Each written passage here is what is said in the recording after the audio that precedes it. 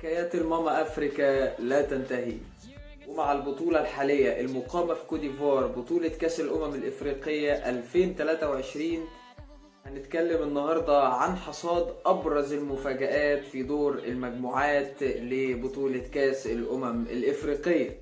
هنبدأ كلامنا مع منتخب الجزائر، منتخب محاربي الصحراء بطل نسخة 2019 بيخرج من دور المجموعات للمرة الثانية على التوالي في بطولة كأس الأمم الإفريقية، وهذه المرة طبعا في بطولة كوديفوار بيخرج متزين لترتيب المجموعة بدون تحقيق أي فوز، وبيسفر عن هذا طبعا استقالة المدير الفني لمنتخب الجزائر جمال بالماضي.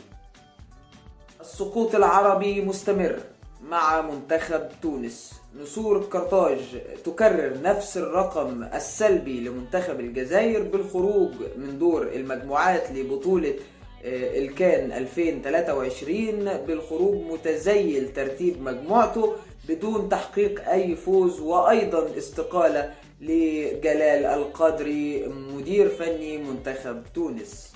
دلوقتي هندخل إلى الأدغال ومع الأفيال الإيفوارية، منتخب ساحل العاج مستضيف البطولة واللي بيخسر أمام منتخب غينيا الاستوائية بنتيجة 4-0، ودي أكبر نتيجة خسارة بيخسرها منتخب مستضيف للبطولة في تاريخ بطولات كأس الأمم الإفريقية.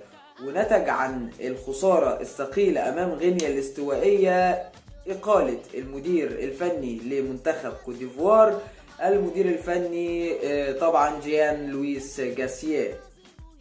منتخب غانا، منتخب النجوم السمراء، يغادر دور المجموعات في بطولة كأس الأمم الإفريقية بدون تحقيق أي فوز بتعادلين وخسارة، وطبعا أسفر عن هذه النتائج السلبية لمنتخب غانا إقالة المدير الفني كريس هويتون.